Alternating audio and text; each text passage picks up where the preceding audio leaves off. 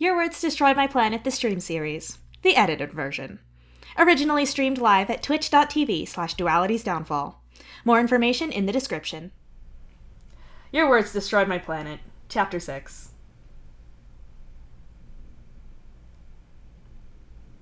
Dave, wake up.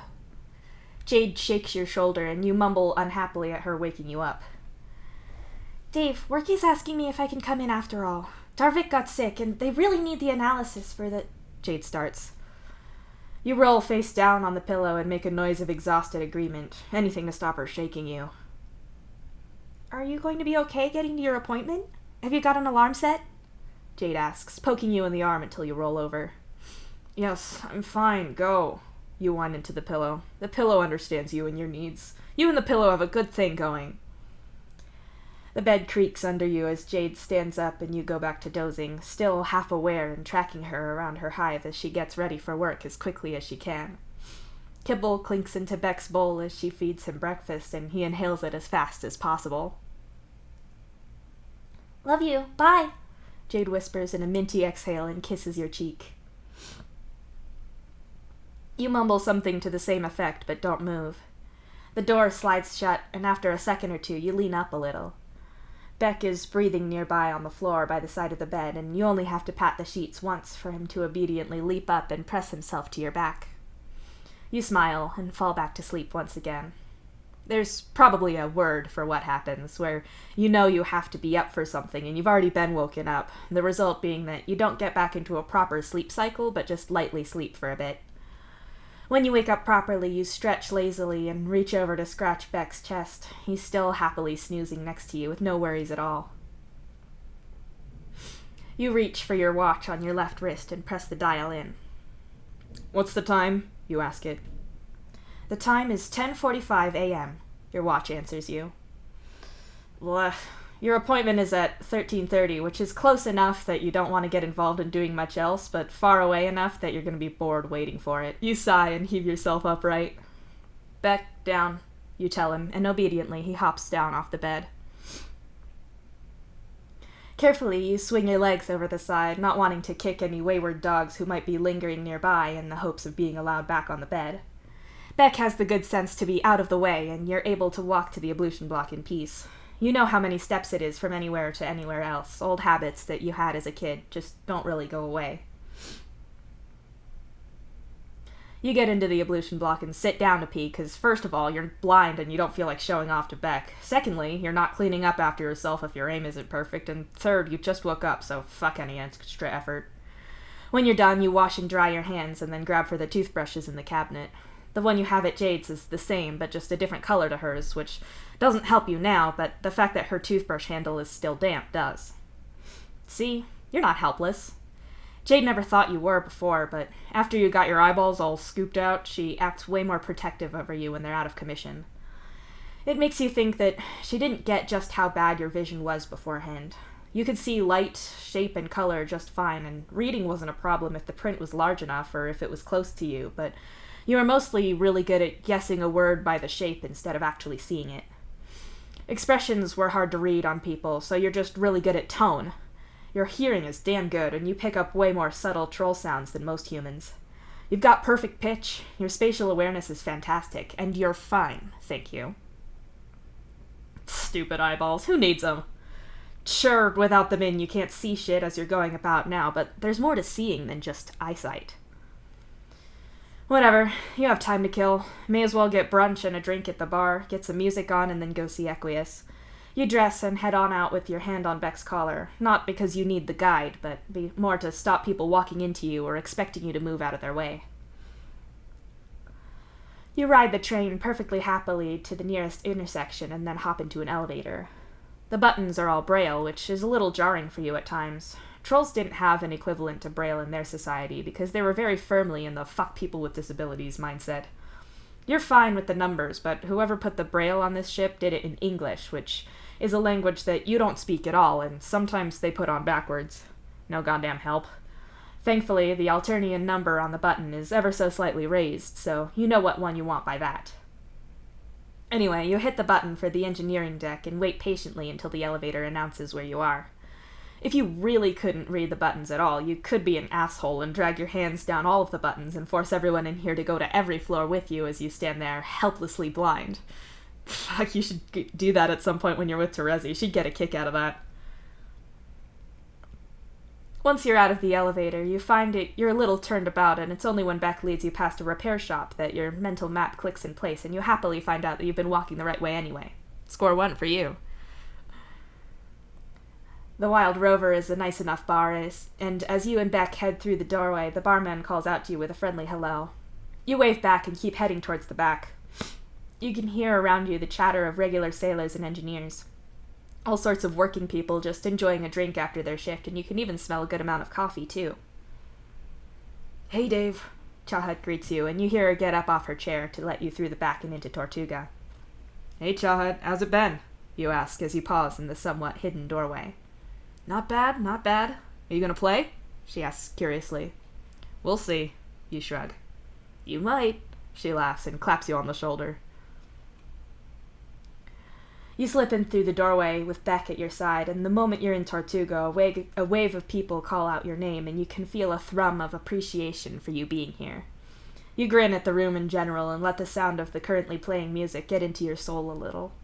The path to the bar is easy, especially because if someone was in your way, they'd definitely move out of it quick as anything. Hey, can I get a coffee and something fried? Not stressed about what exactly, you ask, resting your forearm on the slightly sticky wooden bar top. Yeah, of course you can. I'll bring it over. You want that coffee Irished? The bartender asks. You know what? Fuck it. The guy's gonna have his fingers in my eye sockets soon, so anything to take the edge off. You laugh. Can do, the bartender says agreeably. Dave, come play! Someone calls from the stage. You're pretty sure that was a Revy. Before you can answer, they start up in a song that immediately brings a smile to your lips. I wish I was the banjo man, a motor man, a whore. Sun's gone away, a motor man, a whore. They sing as the banjo plays along melodically. Ah, fuck it. You don't have your instruments with you, but Tortuga has its own, and you're happy to pick them up.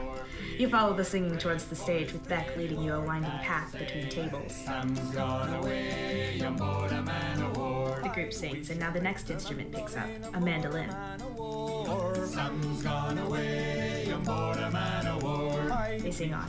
You feel for the instrument you're looking for as the song goes on, and you find it, the familiar curves of a violin case calling to you, so you get it free and pluck the instrument from its carefully molded confines. You find a seat and just get into singing and playing as the next spot opens up. I wish I was the fiddler, a motor man, a whore. Sun's gone away, a motor man, a whore. I wish I was the fiddler, a motor man, a whore. Sun's gone away, a motor man, a whore. You sing and join in the right places for all the people who join after you. As you sing and play, the room reverberates around you, and you can feel and sense every wall and each person in their place as they move about. Like you said, there's more to seeing than just seeing. Of course, you couldn't just join for one song, the others want you for more, and honestly, you could do with grounding yourself properly before your appointment later. Given the violin in your hands, you already know what it is that you need to play, what needs to echo into the darkness that you're in. Is Johnny here? You ask the drummer near you. You're not loud about it, but apparently he and his favored band are about, and more than happy to scramble onto the stage with you. You don't need to tell them what to play, because as you start to pull each note from your loaned violin, they follow right along with you. The room comes into a focus around you, not any way of seeing that you ever could or would explain to anyone else. Nothing that shows on any eye test, but you see beyond yourself. The mark of every person in the room as they move, play, sing, or just watch you all. At your side, the words begin, and they help, but you don't need them personally. You could do this alone. It's better not to, though, isn't it? Why's a man that I was smoking? Life and heart is all a joke. He was not all this once with both my minds before we choked. You lead them, and the band all sings together, voices in the audience even joining in, lighting them up in another shade of darkness in your mind's eye. You reach out further, beyond this bar and the one that covers it from the outside. Your bow moves on strings and does so much more. You pick up the speed ever so slightly, just enough that the drummer has to catch himself to keep in time with you, but it's fine. The ship about you hums, filled with life and light and so much else.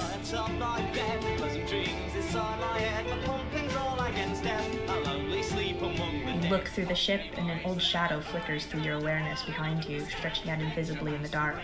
Distantly across the ship, familiar darkness hulks its way underfoot across the floor. On the floor, and every second I lose more, but there's so many beds in store, I'll do the work of 3 or 4. You can picture it, your ship soaring through space, heading towards the next planet, to Somnos, and then eventually onto another and another, always going forward. The engine fumes will scorch your lungs, the smog is thick, your eyes are stung, but there's no clean air left to run. This pumping business ain't much fun. The dark of space presses in around you in the impossible bubble of life and light going through it, a statistical error in an otherwise almost completely empty universe. If you averaged out every square meter of space in the universe, then the ship is a complete fluke, and yet, here you are. It's not just the band singing now, everyone in the room is, because, of course, they know all the words. Maybe a few of the newer ones to Tortuga don't yet, but this is how they learn. Better to pick it up now than later, isn't it? Attacked by cold and left to fry is no excuse, boys, let us try. Today is not the day we die. Pump me, boys, let her fly. Down to hell and up to the sky. Bend your backs and break your bones with just a million miles. You turn your focus from the ship and its destination ahead to the path you've come from, to what's behind you. You look and see the darkness, and thankfully the band picks up on your quickening pace and announces the tempo change. You play faster and faster as they sing faster still. You stare blinded into the darkness behind the ship, to the things that chase you in the darkness and the encroaching end. 1, 2, 3, 4.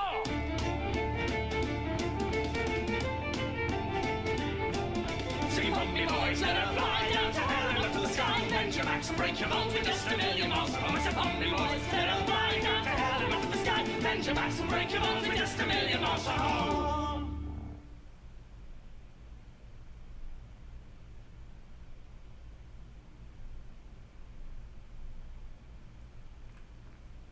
You pull the last note out and hear it bounce around the room.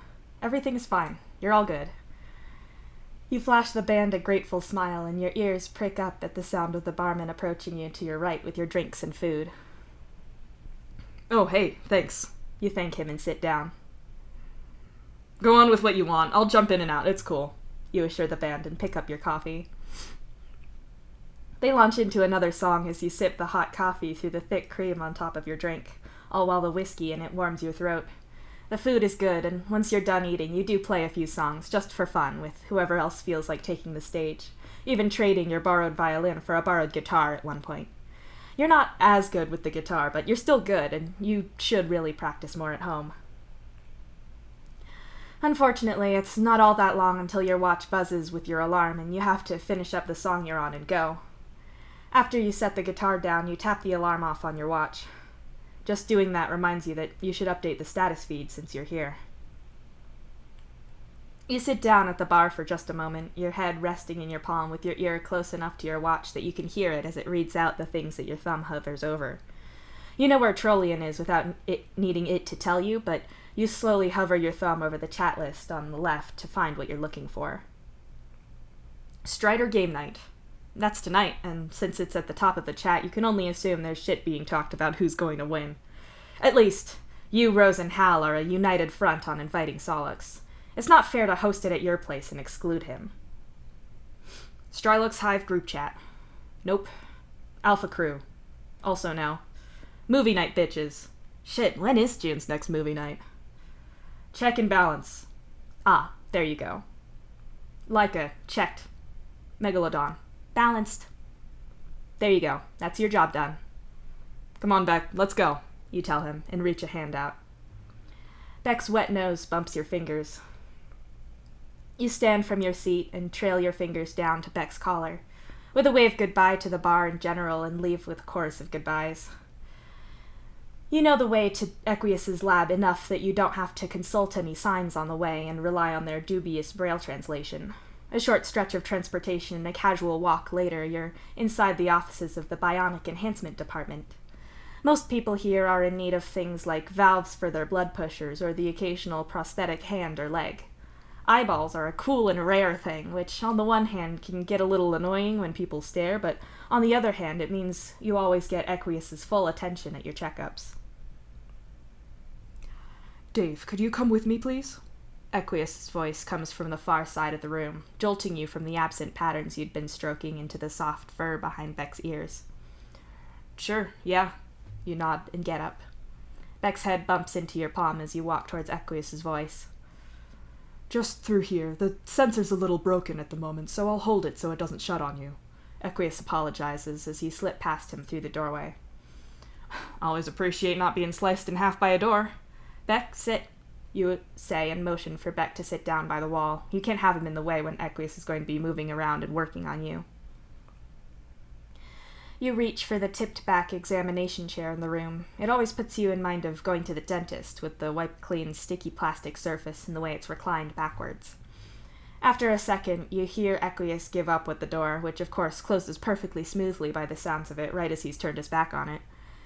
He pulls his squeaky wheeled chair over to you, and the synthetic leather wheezes slightly as he sits on it. So the modifications went perfectly well. You should be able to handle the extreme temperatures better on your next mission and deal with contrast in bright snow, Equius tells you to the background creak and snap of him putting latex gloves on. Awesome. Wear and tear all good? Not that tear is a word I like when talking about eyes, and wow, I just gross myself out. You cringe a little as the words tumble out, but you catch the soft huff of Equius's quiet laugh anyway. All perfectly within expected parameters. I'm going to have to alter the fluid for your tear ducts to deal with the climate, like I said, but I'll numb you and you won't feel a thing. I do feel the need to warn you that it does have a slight black tinge to it. Not that this is a concern with your eye design, but if you were to cry, it might be a little alarming. Equius warns you. What I'm getting is that I should tell no one and then look amazingly heavy metal on the very rare occasion that I cry. Amazing. I should get Carcat to host a romance movie night and then freak the fuck out of everyone there. Maybe I could pretend to be possessed. You grin. Language, and I do not condone this choice. Equius reprimands you as he opens something. You don't know what, but you hear the latch flick open. But, thanks to doctor-patient confidentiality, you can't warn anyone, you say brightly, and Equius's deep sigh tells you that you are completely right on that. Excellent. All right, I have the shot here. If you wanted to listen to music instead of paying attention to this, then you're welcome. Just give me a thumbs up when I tap your shoulder and you can't feel me touching your cheek. Equius warns you. It's not your first rodeo, so you just nod and put your headphones in and let the guy do his work. You're not a squeamish guy. Your upbringing pretty much made sure of that. Not to mention that in your job you've had to be medically trained, and that requires a decently strong stomach. All the same, there's a certain amount of... Yeah, when it's your own face, you'd rather not pay more attention to someone working than you have to. Eventually, Equius does need your input and squeezes your shoulder in the agreed-upon way to bring you back into focus. I can't feel my nose and my lips feel weird, you tell him. Your tongue feels fine, though? He checks. You run your tongue against your teeth and nod. Good. I wouldn't want you to hurt yourself. Usual calibration, if you please. Vertical axis, please. Up to 12. Yes, good. Down to 6. Good. Across to 9, and yes, over to 3. Equius instructs you. Equius flickers into focus at once, leaving you blinking away the sudden shock of vision. Got it, you tell him. Excellent. How does the focus look? Change from my finger to the far wall? Equius instructs you, holding his finger near the tip of your nose. You focus on it, seeing the haze of his finger through the thin latex. Shifting your gaze, everything in the distance immediately sharpens into perfect focus. All good, you say.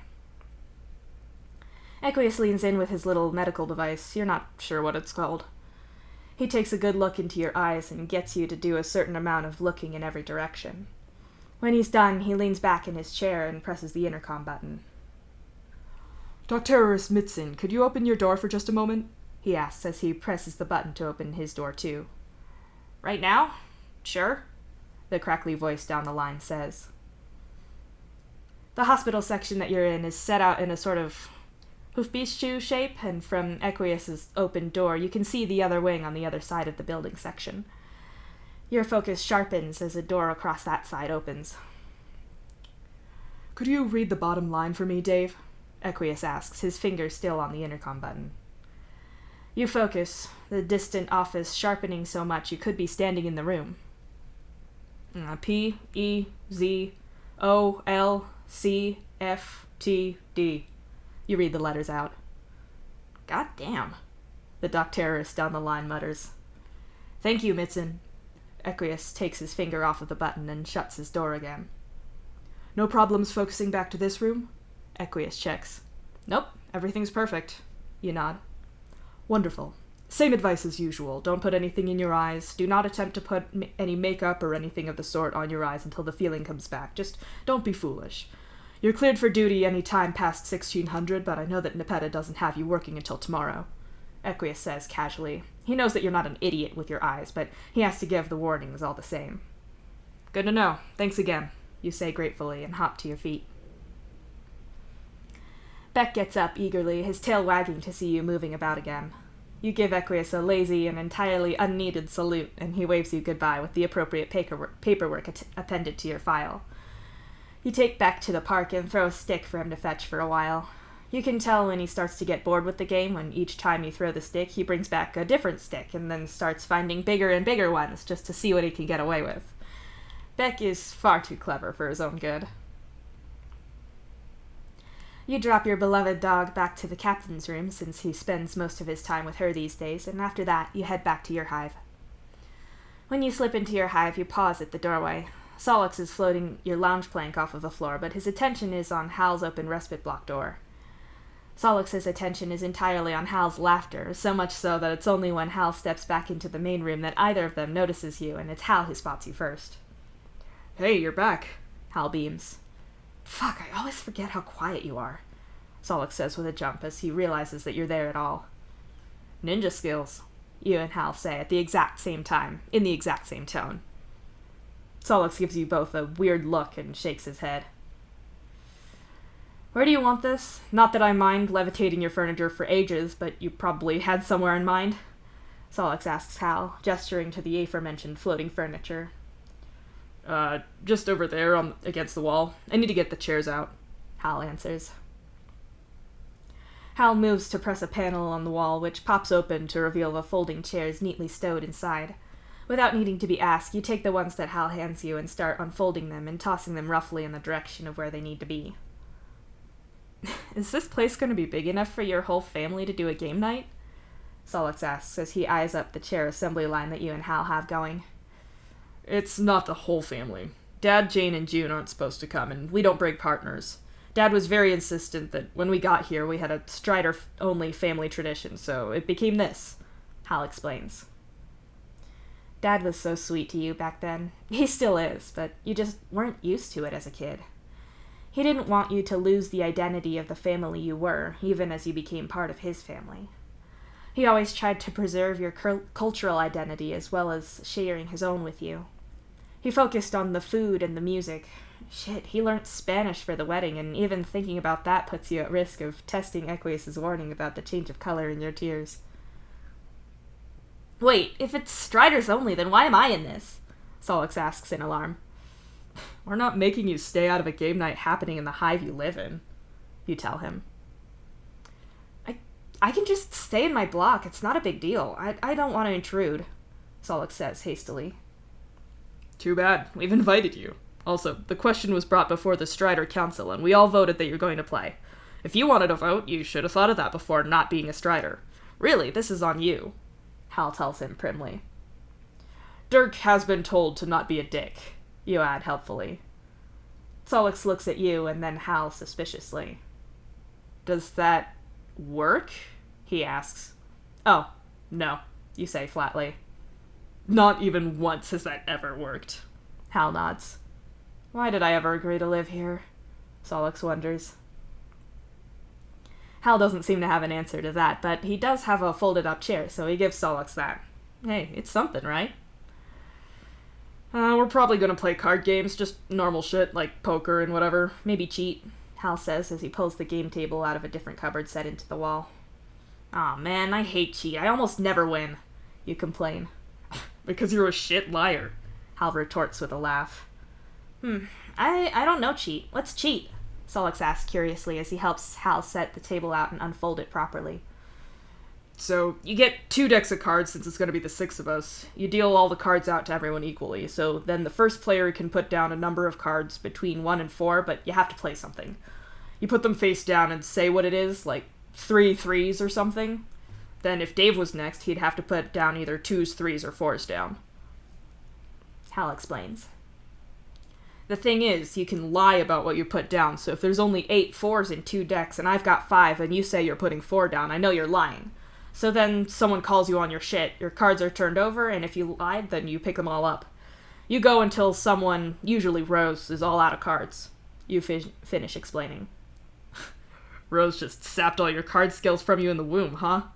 Hal teases. That's definitely how that works with human pregnancies, you say flatly.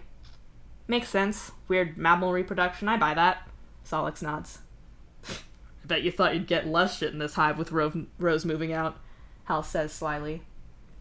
You didn't actually expect that. You agreed to this for reasons entirely unrelated to how much Rose gets your metaphorical goat. Would it be a nice perk to not always be mocked in your own home? Perhaps, but you've never experienced that, so how the hell would you know? I can't believe you'd betray me like this, man, you say to Solix instead of any of that. You will also be feeling complete defeat as well as betrayal. Card games aren't my normal kind of game, but I'm the best there is at games. I'm sure Hal can tell you all about that, Solix says with a mean smile.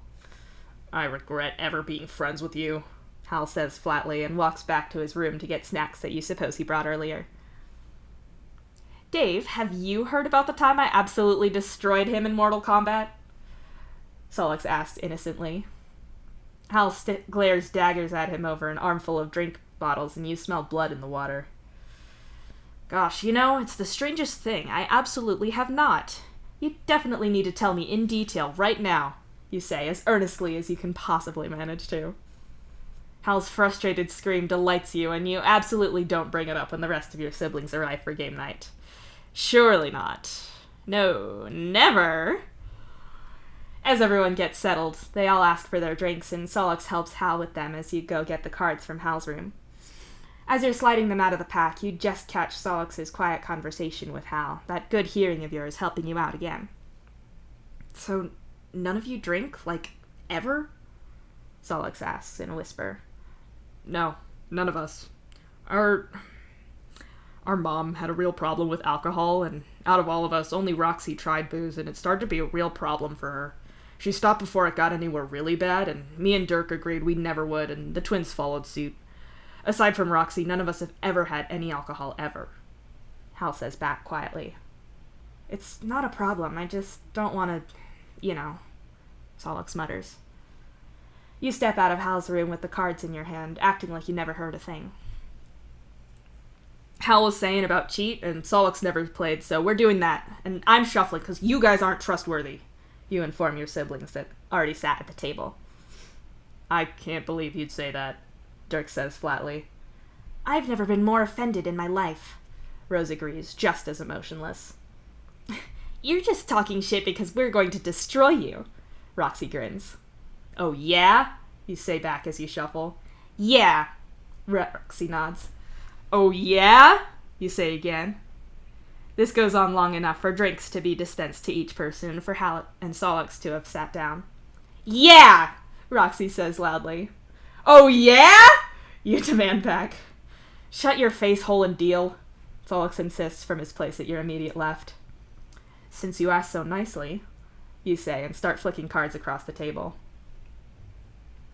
It doesn't take long at all for you to get the 2 decks divvied out between everyone, and when you deal the last card out, you gesture for Solix to start since he was so impatient.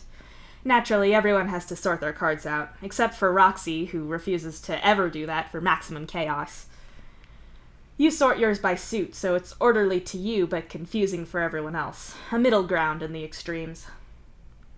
I do not have enough hands for this. 3 jacks? I'm right in guessing that aces loop everything, right? Solix asks Hal as he sets 3 cards down. Cheat, Dirk says before Solix even takes his hands off the cards. He only just beats Rose to calling it. Wow, it's the guy's first time and you two can't even be gentle, you tut. Definitely Dirk first, though, Roxy nods. I I'm the only person who's played. You've no way of knowing anything, Solix protests.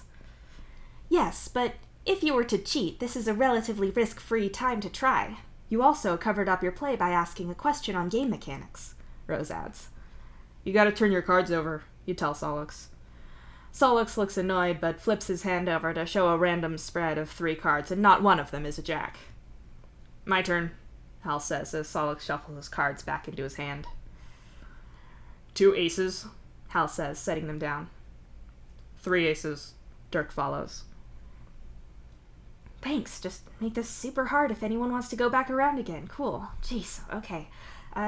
3 twos, we'll go low, Roxy says and puts her cards on the pile.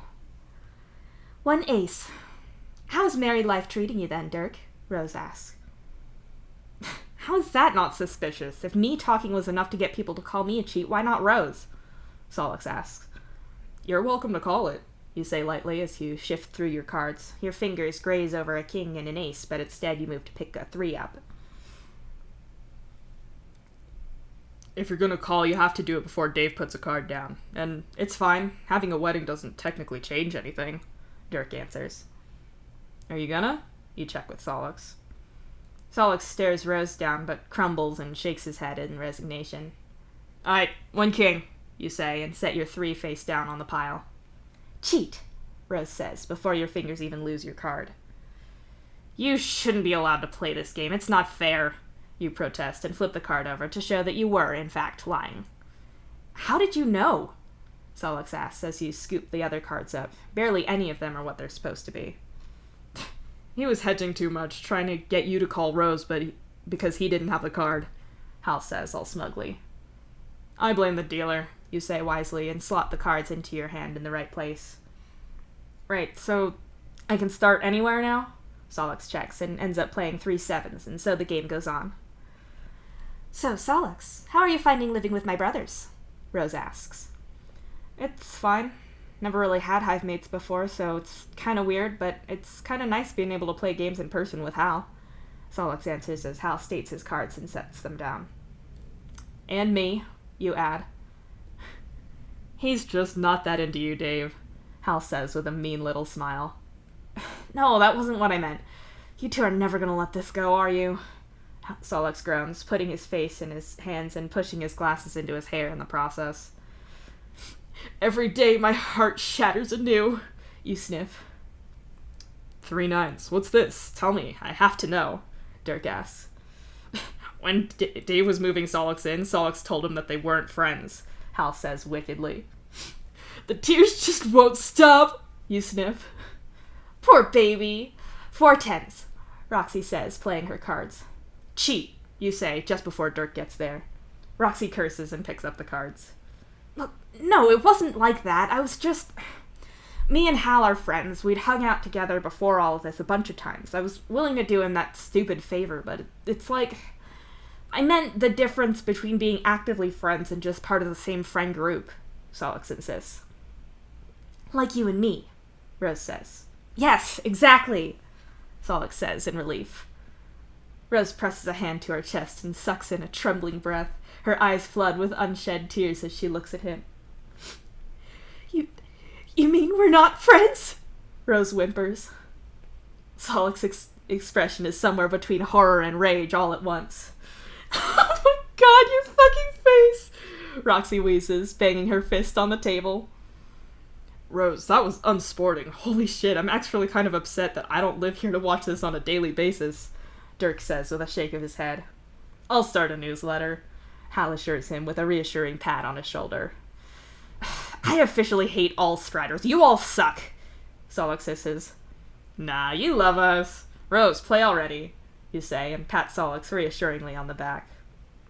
Teasing Solix is one thing, but you don't actually want to upset him. He elbows you in the side, but his expression has shifted to something more like fond exasperation. Rose states her cards, and with a moment's thought, you do the same. Oh, guess what? Dave showed Solix Mad Snaxio, Hal says proudly. Solix reads out his cards as Dirk stares at him. Rose and Roxy are both rolling their eyes, but you're delighted for what's to come. What did you think? Dirk asks slowly. Solix shoots you a look, but you don't know if your expression of anticipation is helpful. That I have no idea how anyone made a game that bad. It's like it's a kind of inverse skill. A bad game just won't run, but this runs so fantastically terribly that it's a whole new thing. It's a horrible eldritch art. I'm amazed. It's great, Solix tells him honestly. I blame you for this, Hal adds helpfully. Don't care. I'm calling it. I like this one. We're keeping him. Dirk nods. Thanks? Solix says slowly and uncertainly. Oh boy. 2 9s, Hal says. Cheat, Solix says instantly. Fuck you too, Hal grumbles as he scrapes the cards toward himself. It's really nice to see Solix starting to relax into things with your family. You know you can be a lot. You also hope it's something of a distraction from Aradia. Wait, no, I can count to 8, Dave. No way you're putting 2 6s down. There should only be 1 left. Cheat, Roxy accuses you later. We're assuming Rose wasn't cheating? Solix snorts. If you're so sure about that, why didn't you call me on it? Rose asks sweetly. That's what she wants you to do, Dirk advises. The point is, 2 6s. Eat it. You grin at Roxy as you flip your cards over. So your strategy is to play as truthfully as possible to make other people pick up, Solix says thoughtfully as he looks at you over his shrinking hand of cards. I'm not as good of a liar as some people at this table. It's the only choice I have, you smile. Your palm husk chimes loudly, startling you and Solix both. Hey, no calls, Hal protests. It's emergency services. I don't know why they call me. Keep playing, you say distractedly and answer the call. Strider, you answer. Dave, it's Cuprum. Vicari's outside the ship doing maintenance, and I had to patch in because there was tech weirdness, but he's talking weird. It might be nothing, but after everything you said, and he's near your hive section of the ship, Cuprum says uneasily. He's outside right now? You ask as a sinking feeling starts to take hold of you. Yeah, at the arrays, Cuprum confirms. I'm on my way to the airlock. Patch me in, you tell Cuprum as you quickly get up from the table. The others are asking you what's wrong as you hurry out of the front door. Patching, Cuprum says, and the call beeps for a moment or two as you run down the corridor. Officer Retite, are you there? You ask sharply. You shoulder through a doorway and hear the faint exhale in your ear. Vicari! You snap. Dave? Vicari asks, his voice hazy. Yes, Vicari, I need you to tell me where you are right now and what you're doing, you insist as you hurry down 2 flights of stairs and sprint for the airlock down the hall. I was just mending the array. It's nothing, but have you seen the stars tonight? Vicari breathes. No. Which array? I need the serial number on that. Read that to me, you tell him. Not that you need it at all, but you need him to look at something close by. You burst into the airlock antechamber and kick your shoes off. You snag a suit of your size from the locker and scramble into it, all while your palm husk on speaker plays you Vicari's distant voice. The array? He asks. Yes, the array you were working on. It has a number and I need it, you insist, smoothing the seal up your chest. You tap the palm husk to your chest and everything immediately sinks. You jam the helmet on your head, twist and seal it. It's almost certainly in the logs. You can look that sort of thing up. Oh, Vicari says dreamily. You snap one glove on, then another, twist and lock the helmet on, pressurize the suit. Pressure stable. Vicari, I'm coming out there and you can show me in person, you tell him as you dash into the door lock. The door slams shut behind you and the airlock depressurizes for a moment and the external doors open. The great yawning expanse of the universe opens up before you, but you ignore it. Instead, you grab hold of the edge of the airlock and swing yourself out. Show you. Yes, there's so much I can show you. The endless possibility of the great wide yonder. I can see... Vicari breathes. Vicari, I am ordering you to turn around and come back to the airlock this instant. You bark out the order. You're not officially that much higher than him, but you outrank him in other ways. No, you don't understand, Vicari protests. You kick and pull your way along the outside of the ship as fast as you can. You can go faster this way than with the propulsion system set into your suit, and fast is what you want. It's beautiful out here, he says dreamily, and your eyes sharpen on the distant figure of Vicari as he untethers himself from the ship. You're not tethered, but you know what the fuck you're doing. Vicari, tether back on immediately, you shout. Vicari twists, turning slowly in the vacuum of space, and the shining of light off of his helmet is pure reflected white. His suit is shining like a lens flare, and no matter how much your eyes are set up to deal with brightness at low contrast, he's barely more than a cutout figure, as if reality was a screen held up between you and the brightest possible light, and someone had made Vicari out of pinpricks poked through it. You shout his name again, flashing as fast as you can through the dark to cut the time down to him, but it's no use. His hands reach up to his helmet. I can see it all, he breathes softly. His hands jerk, and Vicari's helmet comes free. The sudden loss of pressure and his suit's desperate attempts to pressurize the rest of the universe launches Vicari backwards, slamming his body through the array he'd been repairing and then bouncing out into open space. You shout back to control what's happening and what you're doing, but it's all autopilot. Instead, you focus on launching yourself off of the ship and into space after him. You correct your velocity and trajectory with your suit's own propulsion, but there's only so much you can do. What happens to the body when it's suddenly exposed to the vastness of space in a zero-pressure environment is both something that TV and movies used to think about, but it's something that you've seen firsthand twice now. Liquid boils at zero pressure, the air is ripped from your lungs, and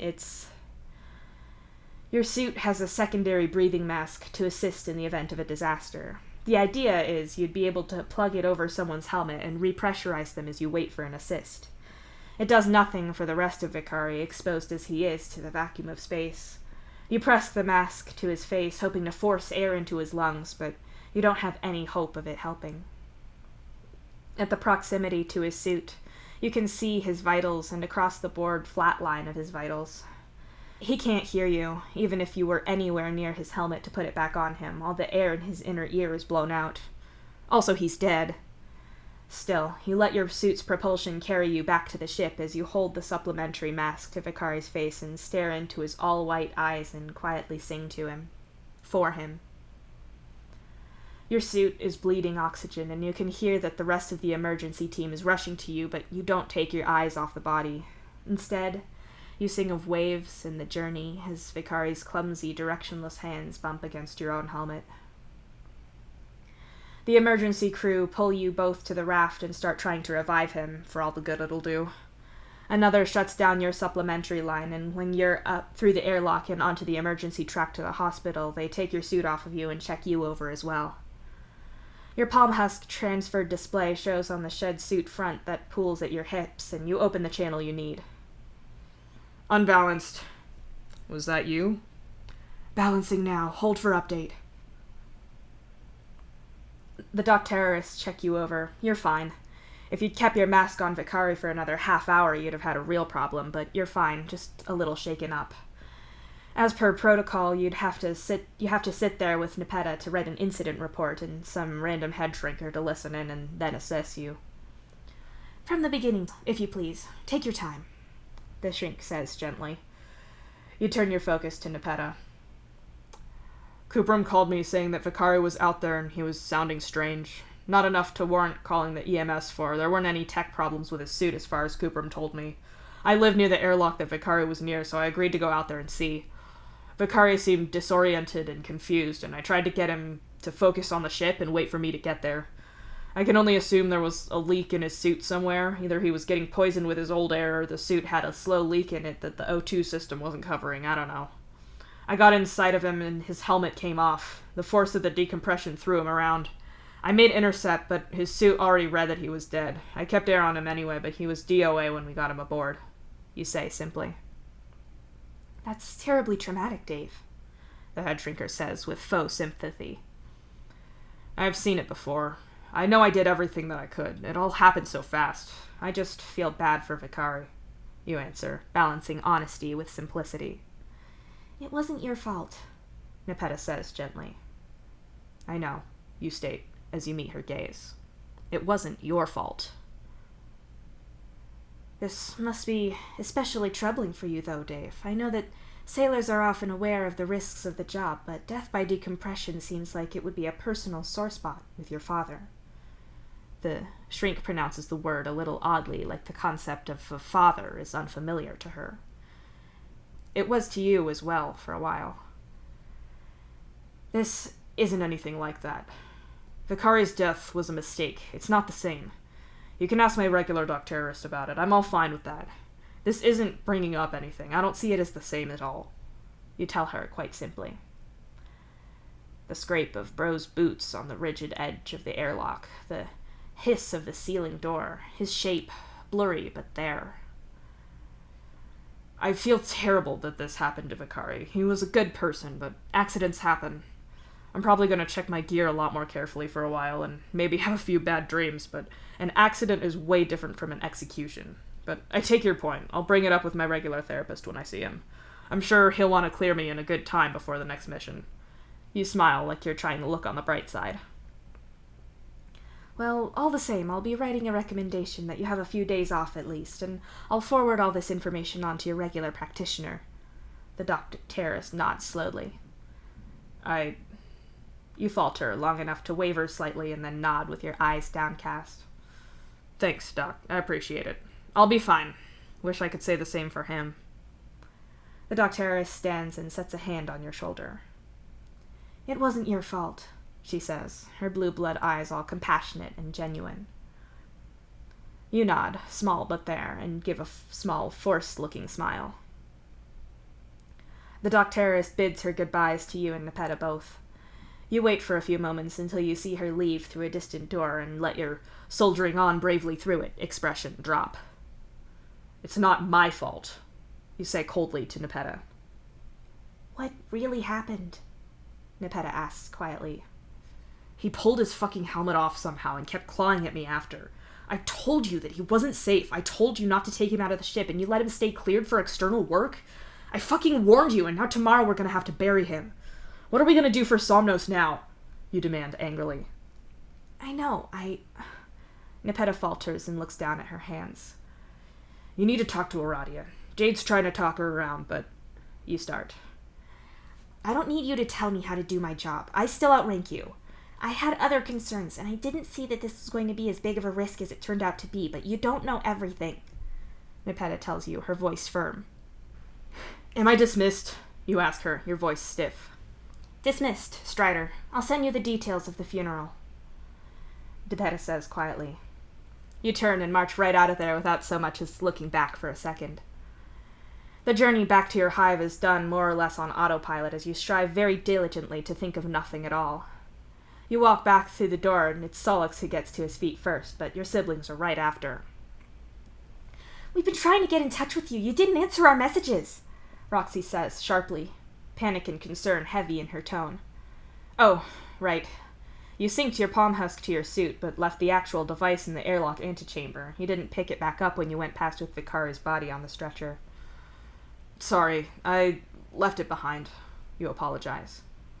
Who died? I heard someone die real close, and they thought about you. Solix asks. What? You blurt out as you stare at him. Solix has psionics. One of them is hearing people's thoughts just before they die. He has to be kind of close to do it, but... Didn't you know about that? Hal asks. You shake your head. This is a bad time to joke about not knowing enough about Solix because you're not friends. It was, Vicari was out there and acting weird, so I got a call, went to go check on him. I tried to get there as fast as I could, but... You falter. Vicari's hands on his helmet, turning. It was no accident. His helmet came off. He died, you explain. You saw... Oh.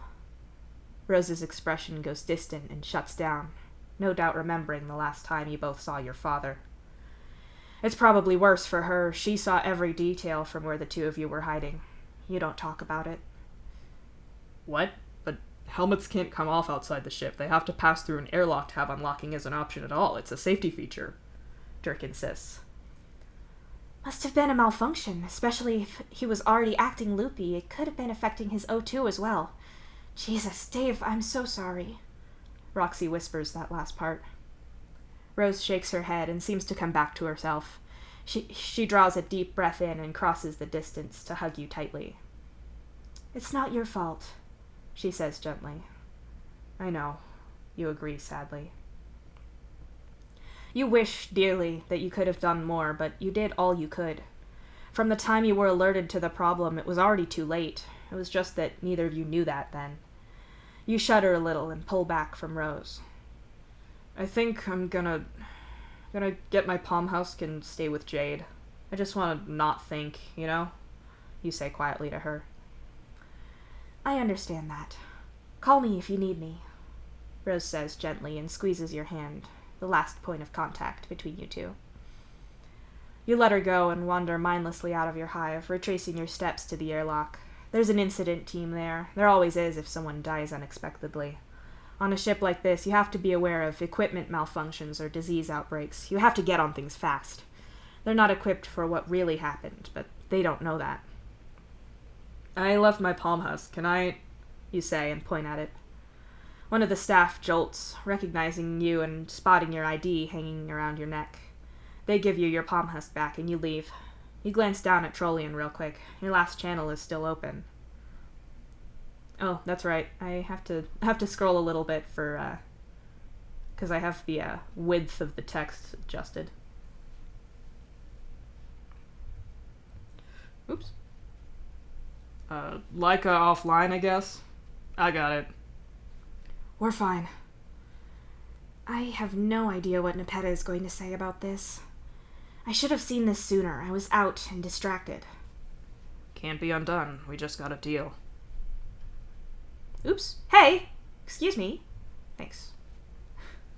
They don't need you. You message Jade instead. Jade, can I stay with you?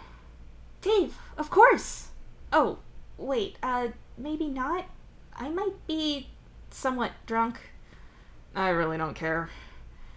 It's just that I was out with Aradia trying to cheer her up, and we had a few drinks, and you don't, and I don't want to upset you.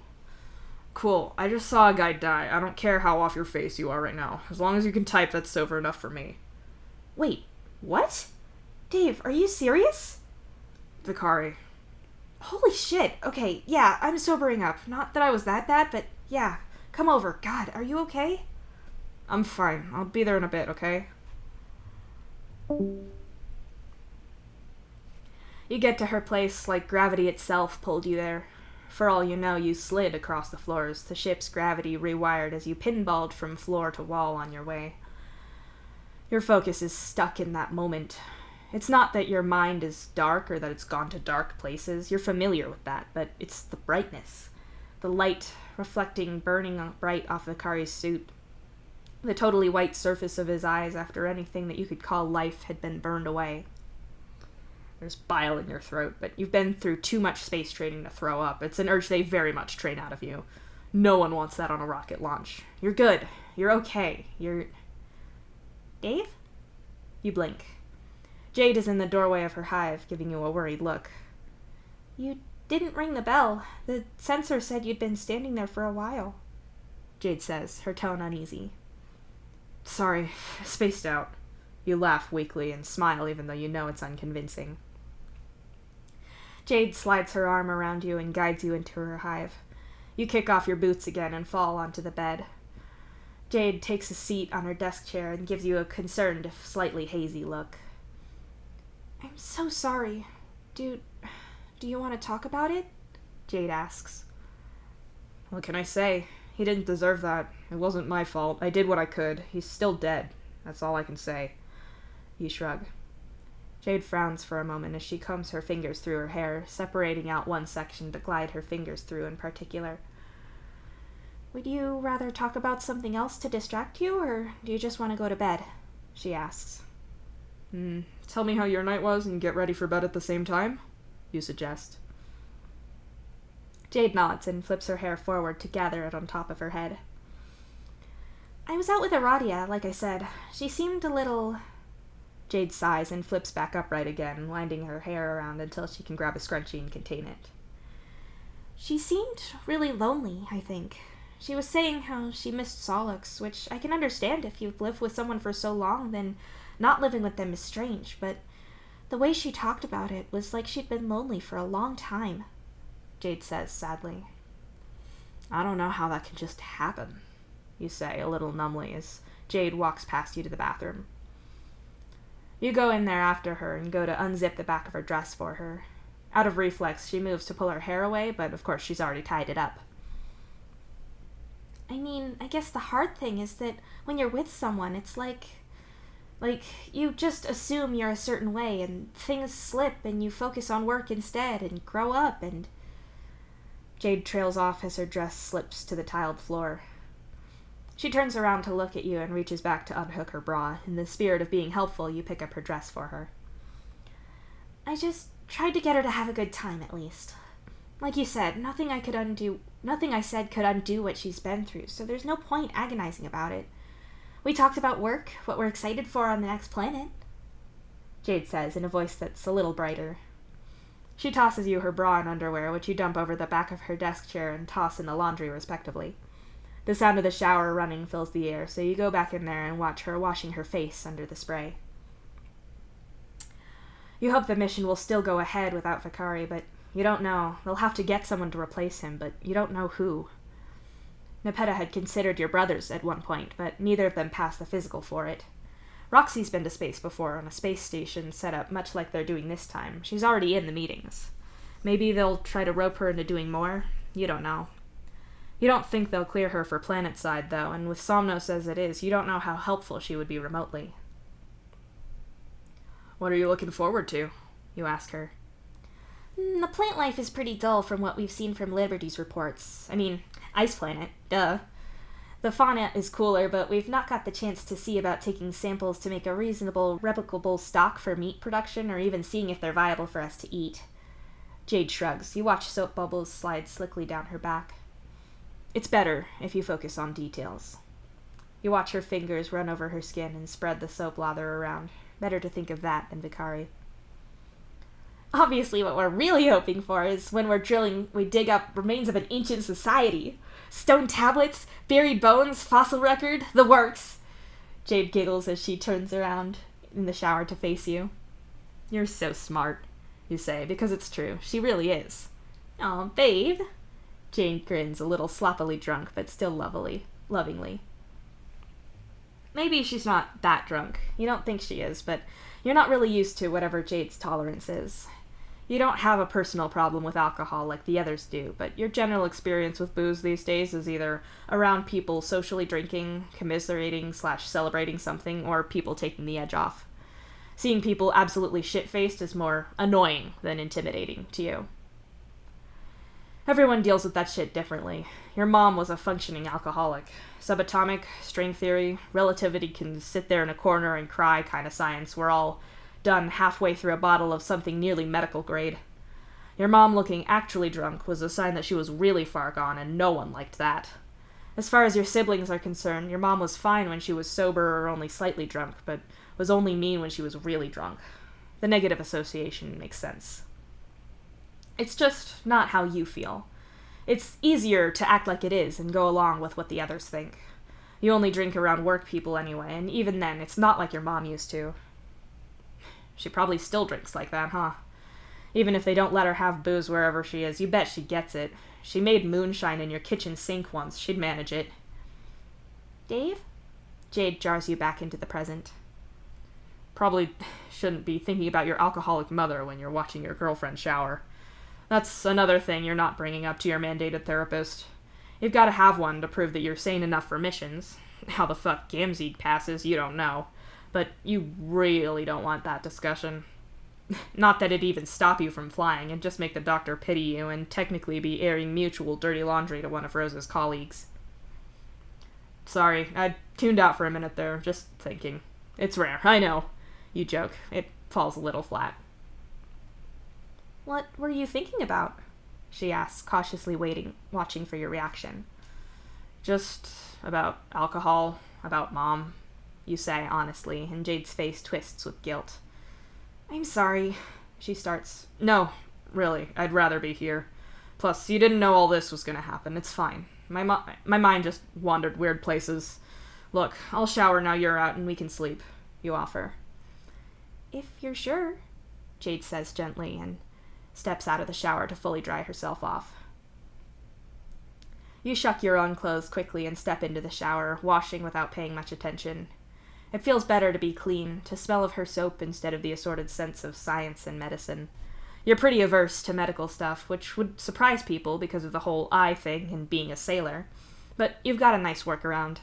Equus is a friend from school. He's Nepetta's Moirel for forever, and you trust the guy, so you don't mind being in his care because it's chill. When you have to get your regular pre-flight physicals, you can seek out your sister. Jane's not really supposed to treat family, but just checking that your blood is okay, that your blood pressure's cool, and putting you through a few machines isn't much. Beyond that, you avoid anything medical or science-y as much as you can. You're not a fan of having your reactions to everything carefully observed like a squeak beast in a maze. You're no fucking test subject or object of study in an investigation. Fuck that noise. No, you'd much rather be under the care of a friend, a family member, and, at worst, an easily manipulated stranger. Your mandated therapist isn't hard to lie to. People, for some reason, forget that you and Rose have shared space your entire lives. You play the same instruments, think in similar ways, and you didn't share a hive and at several points a block with her when she was studying for her job without learning how to fake diagnostically normal. Great, your mind has gone to weird places again. Whatever. You smack the tap to stop the water, ignoring the little timer set into the wall to remind you how much you're using. You step out and scrub yourself dry, or dry enough at least.